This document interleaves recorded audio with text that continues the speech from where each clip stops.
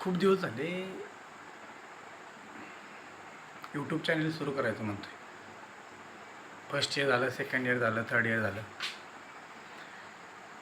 सध्या third year सुरू आहे. तरी आज करू उद्या करू असं करत आजचा दिवस आहे. आणि इथून पुढं निश्चय करतो की आपण दररोज एक व्हिडिओ बनवायचा.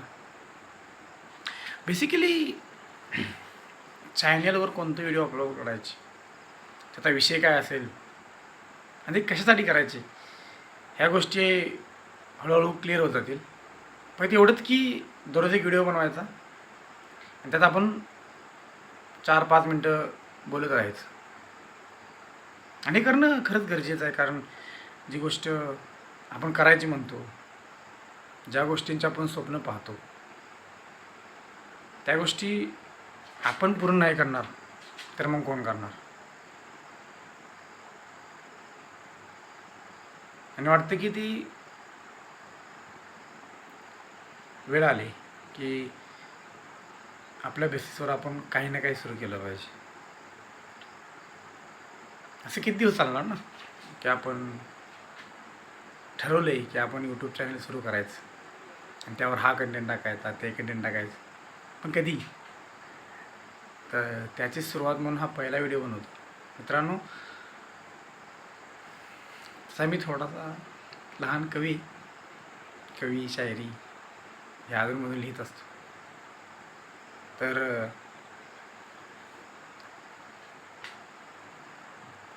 अशीच एक शायरी लिहिली होती. थोडंसं कच्ची शायरी समजून घेता कि अगर मांगने से मिल जाती मोहब्बत. आज शायरी नको, आज एक कोणतीतरी कविता म्हणून. तर कवितेची स्टोरी लाईन अशी की प्रेम प्रकरणामध्ये धोका मिळाल्यानंतर आपल्या आईवडिलांच्या कष्टाला न्याय द्यायचा आहे. त्यावर मी कविता लिहिली की ठरलं तर मग गुलाबाच्या कळ्यांना सांभाळण्यापेक्षा, गुलाबाच्या कळ्या म्हणजे तिथे प्रेम आणि वांग्यांची काठी म्हणजे आईवडिलांचं कष्ट, की गुलाबाच्या कळ्यांना सांभाळण्यापेक्षा वांग्याच्या बोचऱ्या काट्यांना न्याय द्यायचा आहे. की गुलाबाच्या कळ्यांना सांभाळण्यापेक्षा वांग्यांच्या बोचऱ्या काट्याला न्याय द्यायचा आहे.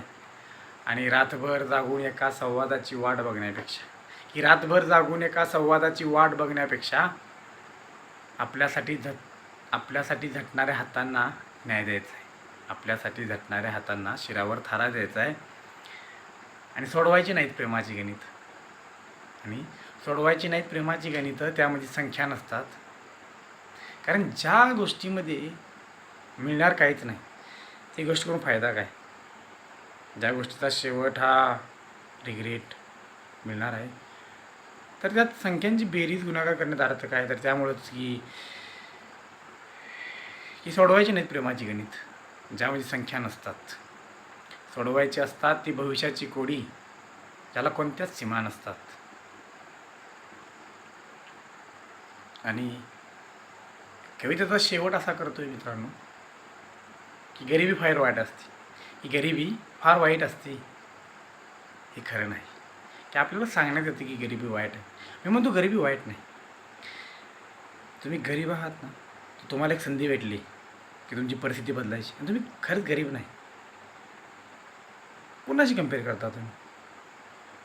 ते ब्रँडचे कपडे घालणार म्हणून सावकार, ते थोड्याफार चांगल्या सिटीत राहतात म्हणून सावकार नाही.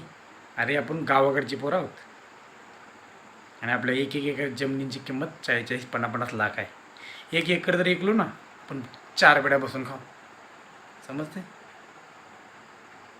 का? गरीब समजतं. तर त्यावेळी लिहिलं की ही गरिबी फार वाईट असते.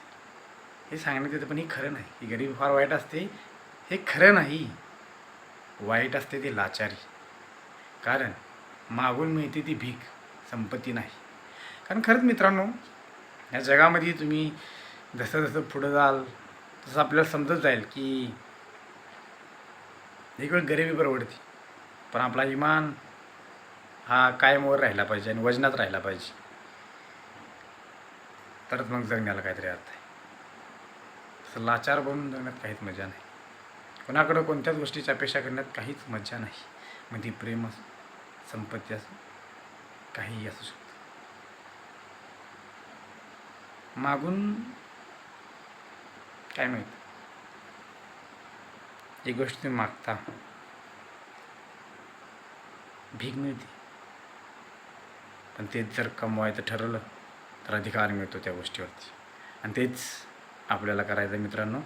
आणि त्यासाठी जे यूट्यूब चॅनल चालू करायचा हा निर्णय घेतला, पण निर्णय घेऊन 2 वर्ष झाली. धन्यवाद.